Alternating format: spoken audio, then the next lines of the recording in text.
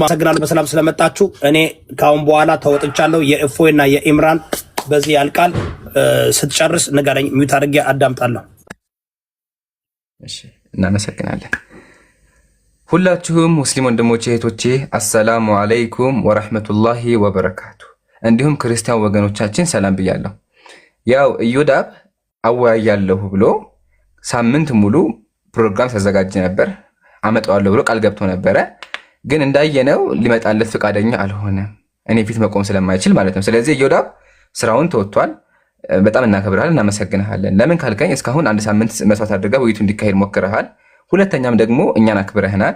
ኢቨን ገስት ላይ ስንመጣ ራሱ ሙዚቃ ከነበር ሙዚቃውን እንዲዘጋጅ ያደረክ በስነ ስርዓት አስተናግደናል። ይሄን እናመሰግናለን ማለት ነው። ዱዓ እናደርግልሃለን፣ አላህ ሂዳያ ይስጥህ። እሺ፣ ይሄን ካየን ያው ውይይቱ አክቹአሊ አሁን ነው የሰማሁት ብያቸው አሁን ነው የሰማሁት። ግን አሁን ብሰማው እኔ የውይይት ጥሪ አክብሬ እመጣለሁ፣ ችግር የለብኝም። ኢዮዳብም ምንድን ነው ያልኩት ባለፈው በፈለክበት ሰዓት ጥራኝ እመጣለሁ ብያለሁ። ያው ሰዓቱ ደርሶ ተገኝቻለሁ፣ ጨርሻለሁ። ግን ምን አደርጋለሁ እኔ ኢዮዳብ ስራውን ጨርሷል። እኔ ግን ያጀማ ሁላችሁም ሪከርድ አድርጉ። ለመጨረሻ ጊዜ ያው 1 ሚሊዮን እንግባና 1 ሚሊዮን ከገባን በኋላ ድፍረቱ 1 ሚሊዮን ስለሆነ ሪዝን ያቀረበው 1 ሚሊዮን ከገባን በኋላ ሮብ 3 ሰዓት ላይ አሁን የፊታችን ሮብ 3 ሰዓት ላይ የውይይት ጥሪ አቀርባለሁ። ከዛ በኋላ ፋይሉ ይዘጋል። ቢያቀርብም እንኳን አንቀበለውም ማለት ነው። እንጨርሳለን። አሁን ቀጥታ ወደ ክርስትና እንግባ።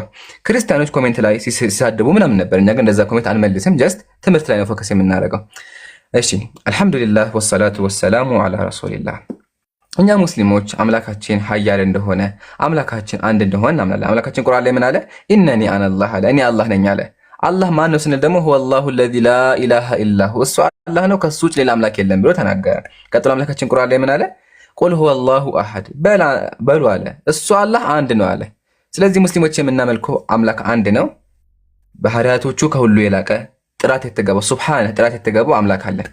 ይሄን ካየን ግን ወደ መጽሐፍ ቅዱስ ስንመጣ አምላክ በተገቢ ሁኔታ አልተገለጸም። አምላክ በተገቢ ሁኔታ አልተገለጸም። አምላክ ተንቋሿል የሚል ማስረጃዎች አቀርባለሁ። ከምን ልጀምርላችሁ? መጽሐፍ ቅዱስ የሚናገረው አንድ ንግግር አለ። ትንቢተ ኢሳይያስ ምዕራፍ 42 ቁጥር 14 ላይ እግዚአብሔራቸው ምን አለ? መጽሐፍ ቅዱስ ላይ ከድሮ ዘመን ጀምሮ ዝም ብያለሁ፣ ዝም ብዬም ታግሻለሁ፣ አሁን ምጥ እንደያዛት ሴት እጮሃለሁ ይላል። አምላካቸው ምን አለ? እንደ እርጉዝ ሴት እጮሃለሁኝ እያለ ይናገራል። ጥያቄ፣ አምላካችሁ ምን ቢሆን ነው እንደዚህ የሚጮኸው? እውነት አምላክ እንደ እርጉዝ ሴት ይጮሃል የሚል ጥያቄ አቀርባለሁ። ይሄን ካያችሁልኝ ተጨማሪ እግዚአብሔር አንድ የሚናገረው ንግግር አለ። በደንብ አዳምጡ። ይሄን ንግግር ምን አለ እግዚአብሔር? በእውነት ኤፍሬም ለእኔ የከበረ ልጅ ነው አለ። ትንቢተ ኤርምያስ መጽሐፍ ቅዱስ ትንቢተ ኤርምያስ ላይ ምን አለ? በእውኑ ኤፍሬም ለእኔ የከበረ ልጅ ነውን? ወይስ የተወደደ ሕፃን ነውን? በእርሱ ላይ በተናገርኩ ቁጥር አስበዋለሁ። ስለዚህ አንጀቴ ታወከችለት፣ ርኅራሄም እራራለታለሁ ይላል እግዚአብሔር። እግዚአብሔር አንጀቱ ታወከ። የእግዚአብሔር አንጀት ይታወካል። ጥያቄያችን አምላካችሁ ይታወካል? ክርስቲያን ወገኖቻችን ፕላስ አምላካችሁ አንጀት አለው? ይሄን መልሱልኝ። ክርስቲያኖች አንጀት ሲባሉ እኮ ምሳሌያዊ አነጋገር ነው፣ አንጀት የለውም ይላሉ። ግን መጽሐፋቸውን ስንከፍተው እግዚአብሔር አንጀት እንዳለው ያምናሉ። በመጽሐፋቸውም ጽፈው አስቀምጠዋል። ማስረጃ ላቅርብላችሁ፣ ተመልከቱ። አሁን የከፈኩላችሁ መጽሐፍ ይታያችኋል። ይሄ መጽሐፍ እዩት በደንብ። ሰይፈ ስላሴ ሰይፈ መለኮት ተብሎ የሚጠራ መጽሐፍ ነው። ምን የሚል ነገር እናገኛለን? ተመልከቱ። ስንከፍተው ይሄ መጽሐፍ እንዴ እግዚአብሔር ከርስ እንዳለው ቃል በቃል ከርስ እንዳለው ተቀምጧል። ከርስ አለው እግዚአብሔር። እሱን ላጣላችሁ እዚህ ያው አብ ወልድ መንፈስ ቅዱስ ሆይ የፍጡራን ሁሉ ከርስ አይደለም የፍጡራን ሁሉ ከርስ ለፈጠረ ከርሳችሁ ሰላምታ ይገባ ይላል። ያው እዚህ ጋር ተመልከቱ። አብ ወልድ መንፈስ ቅዱስ ሆይ የፍጡራን ሁሉ ከርስ ለፈጠረ ለማይመረመር ከርሳችሁ ሰላምታ ይገባ ይላል። ስለዚህ ክርስቲያኖች አምላክ ብለው የሚያመልኩት አካል ምን አለው? ያው እንዳያችሁት ከርስ አለው። አያችኋ? ከርስ አለው። እግዚአብሔር ከርስ አለው። ይሄን የተናገረው ደግሞ መጽሐፋቸው ነው።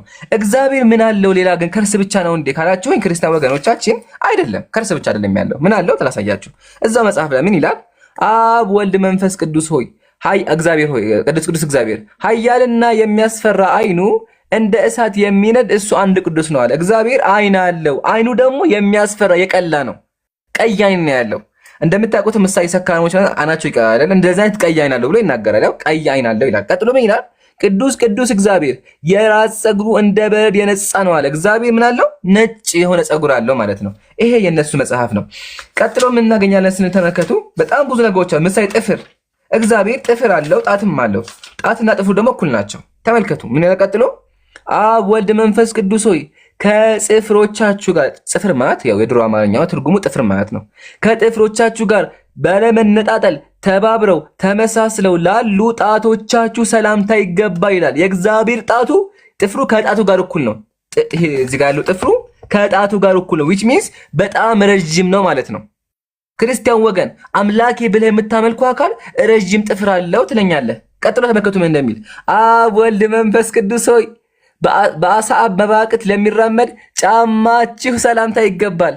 ጫማችሁ ኤክስትራም አለው። ያው ጫማ እግዚአብሔር ጫማ አለው፣ እግር አለው። ያው ተመልከቱ አብ ወልድ መንፈስ ቅዱስ ሆይ ብርሃናትን ለተጎናጸፉ የእግር ተረከዛችሁ ሰላምታ ይገባል። እግዚአብሔር ተረከዝና እግር አለው፣ ለእግሩ ደግሞ ጫማ አለው። ለእግሩ ጫማ አለው። እሺ ለሰውነቱ ልብስ አለው? አዎ ለሰውነቱ ልብስ አለው። ተመልከቱ መጽሐፍ ቅዱስ ምን እንደሚል ለሰውነቱ ልብስ አለው። አውጣላችሁ ትንቢተ ኢሳይያስ ክፈቱላችሁ። ትንቢተ ኢሳይያስ እንደዚህ ይላል መጽሐፍ ቅዱስ ተመልከቱ። ትንቢተ ኢሳይያስ ንጉሥ ዖዝያን በሞተበት ዓመት እግዚአብሔርን ከፍ ባለና በከበረ ዙፋን ተቀምጦ አየሁት አለ ነብዩ ኢሳይያስ። የልብሱም ዘርፍ ቤተ መቅደሱን ሞልቶት ነበር። የእግዚአብሔር ቀሚስ ቤተ መቅደሱን ሞልቶት ነበር። ስለዚህ እግዚአብሔር ቀሚስም አለው ጫማም አለው። ይሄ እውነት እንዳይወጣ ስለፈለጉ ነው ያልመጣው ዛሬ ማለት ነው። ስለዚህ ይሄ እውነት ዛሬ ተጋልጧል።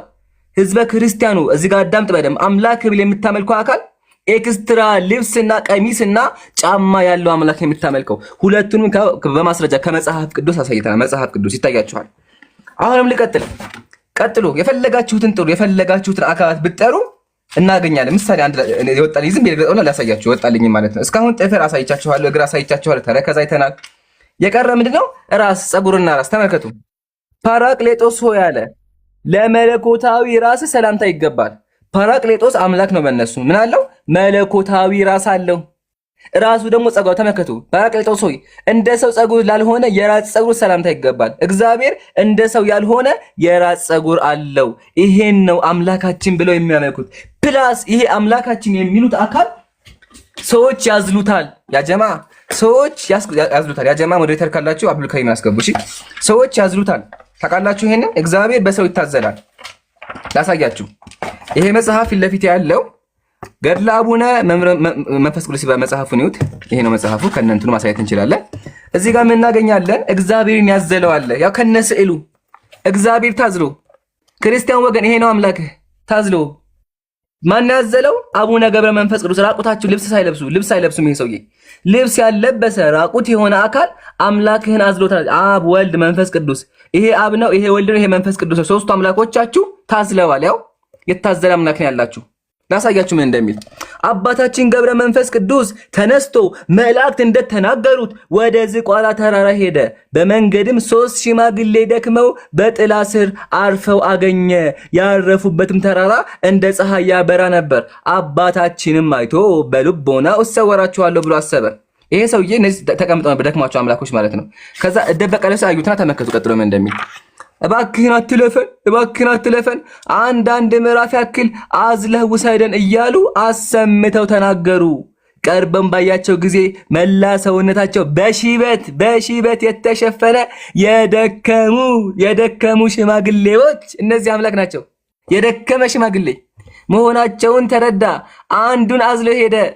ጥቂት እልፍ እንዳለ ሽማግሌው አባታችን እህል ስለማትበላ ውሃ ስለማትጠጣ ይደክምሃል፣ ከዚህ አስቀምጠኝ አለው። አምላክ ነው የሚናገረው። እሺ አባታችንም ወዴት ታውቀኛለህ አለው። ሽማግሌውም ተመልሰ ሄደ ባልንጀሮቼን ሰማችሁ? ባልንጀሮቼን ተመልሰ ሄደ አምጣልኝ አለው። ይሄኛው አምላክ ምን አለው? ባልንጀራ አለው። 3 አምላኮች አሉ።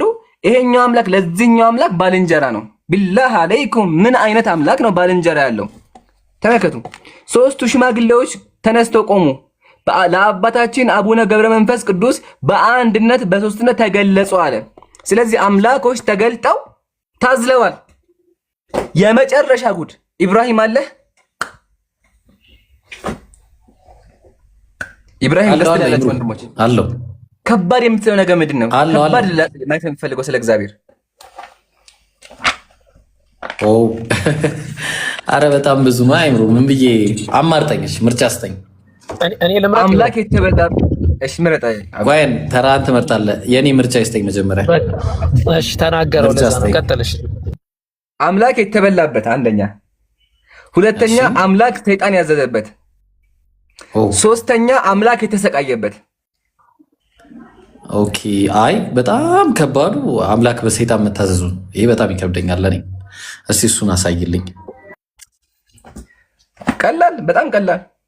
መጽሐፍ ቅዱስ ትንቢተ መጽሐፈ ኢዮብ ምዕራፍ 2 ያው መጽሐፈ ኢዮብ ምዕራፍ 2 እግዚአብሔርም ሰይጣንን አለ።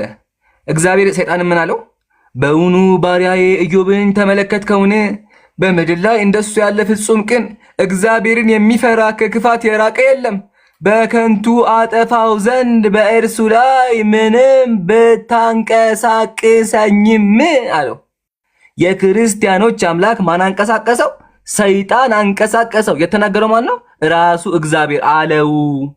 ያለው ማን ነው? እግዚአብሔር።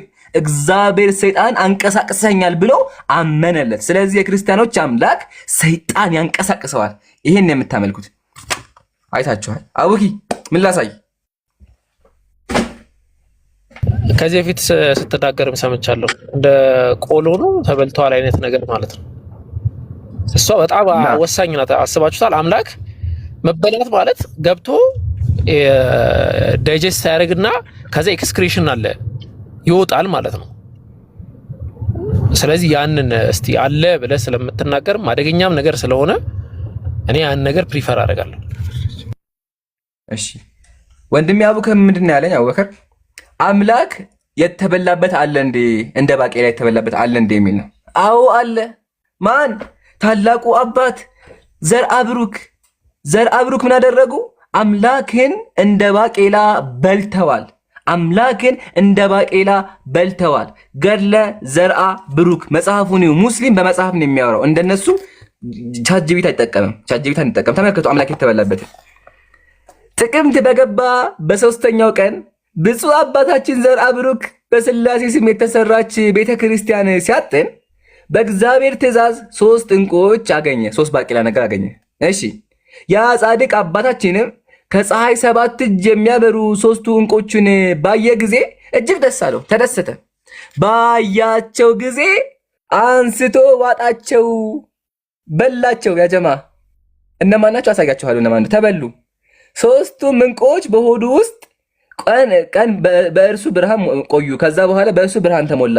ያም ጻድቅ አባታችን በሆዱ ውስጥ ያሉ የ3ቱ ዕንቁዎች ሚስጥር ሳያውቅ ብዙ ጊዜ ቆየ። ከዚህም በኋላ በብዙ ቀን የ3ቱ ዕንቁዎች ሚስጥር ተገለጠለት።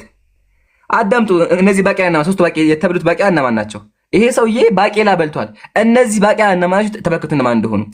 እነዚህ የዋጣቸው ዕንቁዎች በዕንቁዎች ተመሰሉ እንጂ ዕንቁዎች እንዳልሆኑ አወቀ። ታዲያ ምንድን ናቸው? እነዚያ 3ቱ ዕንቁዎች የተባሉት 3ቱ አካል ሥላሴ በንጽሕት ድንግል ማርያም እንዳደሩ በሆዱ ገብተው ብዙ ቀን የቆዩ 3ቱ አካል ሥላሴ ናቸው። እነዚህ ናቸው ሥላሴዎች እንደ ባቄላ ተበልተው የሰው ሆድ ውስጥ 3 ቀን ቆይተዋል። ክርስቲያን ወገን አምላክ ብለህ የምታመልከው ይሄ ነው። ህዝበ ክርስቲያን ዲያቆኖቻችሁም እንዳይወራ የፈለጉት ይሄ ነው። ግን አልሐምዱሊላህ ዛሬ 17 ሰው ይሄን እውነታ ሰምቷል። ክርስቲያን ይሄን እየሰማ ካለ እንቅልፍ አይወስድህም። ታስባለህ በደንብ። አምላክህ ነው። አምላክህ እንደ ባቄላ ተበልቷል። ጥያቄ የሚሆነው አምላክ እንደ ባቄላ ከተበላ በምን ወጣ? እቺን እኔ አላቅም፣ እናንተ መልሱልኝ። ይሄ ነው። በጣም ብዙ ማስረጃዎች አሉ። አላባክንም። ወንድሞች ይቀጥሉና ኢንሻአላህ እንጨርሳለን። እዚህ ጋር በደንብ ሪከርድ አድርጉ ይሄን ፓርት ማለት ነው። ቆይ ይምሩኝ አንድ ነገር እኔም ልምረጥ ታሳይንናና። እሺ አዎ እግዚአብሔር 2 ሚስት አግብቶ ዝሙት እንደሰሩበት አሳይን። እሱን ችግር የለብኝም። ያ ትንቢተ ሕዝቅኤል ምዕራፍ 23 አለ። ወላሂ አለ። ጀማ ተመልከቱ። እግዚአብሔር እንዲህ ሲል ተናገረኝ። እግዚአብሔር ምን አለ? የሰው ልጅ ሆይ ከአንድ እናት የሚወለዱ ሁለት እህትማማቾች ነበሩ። እነርሱ በወጣትነታቸው ወራት በግብፅ ሲኖሩ ክብርናቸው አጥተው በመዋረድ አመንዝራ ሆኑ። ከእነርሱ ታላቂቱ ኦሖላ ትባል ነበር፣ እርሷም ሰማርያ ነች። ታናሽቱ ደግሞ ኦሖሊባ ትባል ነበር፣ እርሷም ኢየሩሳሌም ነች። እኔም ሁለቱን አግብቼ ልጆች ወለዱልኝ ይላል። ማን? ጀለሴን የተናገረው ማነው? ተመልከት። እግዚአብሔር ምን አለ? ሁለት ሴቶች ነበሩና እህትማማች ናቸው። እህትማማች አገባ እግዚአብሔር፣ ልጆች ወለዱልኝ። መጽሐፍ ቅዱስ ትንቢተ ሕዝቅኤል ምዕራፍ 23። ከዛ ተጣሉ። በምን ተጣሉ? ተመልከት የተጣሉበት ምክንያት። ብልቶቻቸው እንደ አህያ ዘራቸውም እንደ አለሌ ፈረስ ሆኖ በፍትወት የሚቃጠሉ ወንዶች ተማረከች ያለ። እግዚአብሔርን ከዳችሁ። ለምን ከዳችሁ? ብልታቸው እንደ አህያ የሆነ ተከተለች። ወላሂ መጽሐፍ ቅዱስ ነው። 1977 እትም ማለት ነው። አይታችኋላ? መጽሐፍ ቅዱስ ትንቢተ ሕዝቅኤል ብልቶቻቸው ይናገራል። አውዙ ቢላህ፣ ይቅርታ በጣም ይለቃሉ፣ ግን መጽሐፍ ቅዱስ ነው። ስለዚህ ማስረጃ አቅርበናል። ጨርሻለሁ። ቀጣይ የሚጨመር ካለ ወንድሞች ኢምሩ። እዚህ አጋጣሚ ላይ ትንቢተ ሕዝቅኤል እዚህ አንድ የክፈተው ያሁኑ ቦታ ላይ ማለት ነው። ምክንያቱም ተመሳሳይ ነገር ስላለ እኔ በጣም የገረመኝ ታችኛው አውርድ ወደ ላይ ከፍ አድርጋ ትንሽ ኢምሩ አለ ወይስ ነው የተቋረጥኩት? እሺ እንትን ብልቶቻቸው የሚለው ቦታ ላይ ወሰደልኝ አንዴ። ኔትወርክ ያዘኝ። እሺ ምንድነው እያለ ያለው? ልብ አድርጉ። እዚህ ጋር ያላችሁ በአጠቃላይ በደንብ እንድታዳምጡ የምፈልገው አንድ ነገር እንግዲህ ይሄ መጽሐፍ ምሳሌ ነው ተብሎ ነው የሚታመነው። እንግዲህ አንድ የአምላክ ቃል የሚባል መጽሐፍ ምሳሌ ጠፍቶ ነው ወይ? በአህያ ብልት እንዲሁም በፈረስ በአለሌ ፈረሶች የፍትወት ማለትም ስፐርም ሴል ማለት ነው። እነዚህ እግዚአብሔርን ስትተው እቺ ሴት ምንድን ነው የመረጠችው? ብልታቸው እንደ አህያ የሆነ አለች። ምን አይነት? እሺ አባት አንድ አባት ልጁ ብትጠይቀው አባ የአህያ ብልት ምን አይነት ነው ብትጠይቅ በጣም ከባድ ነው። ሀቂቀተን ምን አይነት ነው ተብሎ ቢጠየቅ ማለት ነው። ይሄ ለምሳሌ የማይቀርብ ለአንባቢም በጣም ከባድ የሚሆን አካሄድ ነው። ይህንን ይዘን ደግሞ ኢምሩ አንድ ጥቅስ ላይ ትሄድልኛለህ። እኔ ቪዲዮ ከምከፍት ያው ስለሚያስቸግረኝ ትንቢተ ሕዝቅኤል ምዕራፍ 26 ምዕራፍ 16 ቁጥር 7 ላይ እንሂድ። ተመሳሳይ ነገር አለ።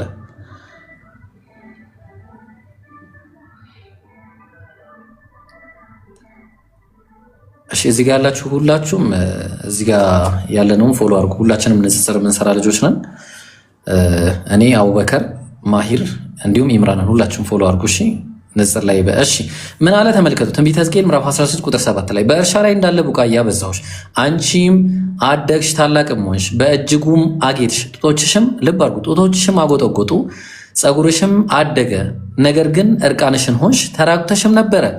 ልብ አድርጉ። ስለዚህ አሁን ይህን አየና ምን አለ? በአንቺ ዘንድ ባለፍኩና ባየሁሽም ጊዜ እነሆ ጊዜሽ የፍቅር ጊዜ ነበረ፣ እኔም መጎናጸፊያዬን በላይሽ ላይ ዘረጋው፣ እሺ ሀፍረተ ስጋሽንም ከደንኩ አለ። እግዚአብሔር ነው የሚለው። ልብ አድርጉ። ምሳሌ ነው። ምሳሌ ከእንደዚህ ከሴክስ ውጭ አይሰጥም ወይ ነው? ማልኩልሽም ከአንቺ ጋር ቃል ኪዳን ገባው ይላል ጌታ እግዚአብሔር፣ አንቺም ለእኔ ሆንሽ አለ። ቁጥር 26 ላይ እንውረድ። አሁን እንግዲህ አገባት ማለት ነው እግዚአብሔር። አሁን በምን ምክንያት ጥላው ትሄዳለች? ተመልከቱ ያጀማ ቁጥር 26 ላይ ብልታቸው ነው። አሁን ልብ አድርጉ። ይህም ብልት ነው፣ ስጋ ብለው ነው እንትን ያሉት። በትክክል የሚለው እንግሊዝኛው ላይ ብልት ብሎ ነው የሚያስቀምጠው፣ እንደ ሱ ማለት ነው። ብልቶቻች ከጎረቤቶችሽ ከግብፃውያን ጋር አመነዘርሽ፣ እኔንም ታስቆጭ ዘንድ ግልሙትናሽን አበዛሽ ይላል።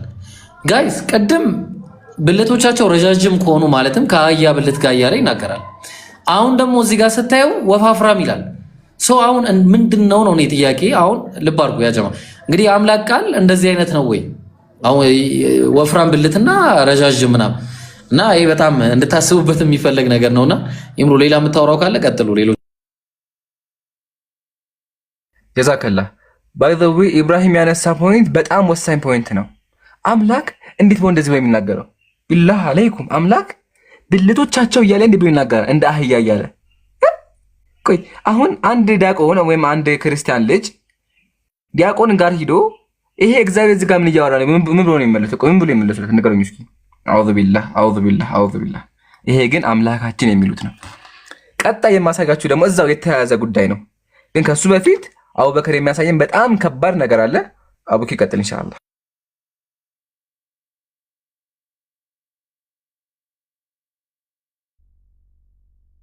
አሁንም ላስመርጥ። አንደኛ አምላካቸው ከንፈር ስሞ የገደለበት አለ አንደኛ።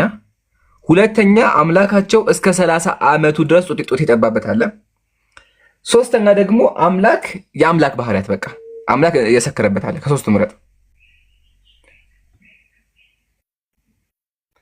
ሙስሊም በማስረጃ ነው። ሶስቱም አለ።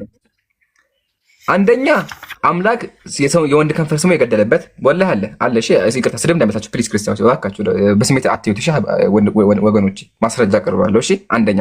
ሁለተኛ ደግሞ አምላክ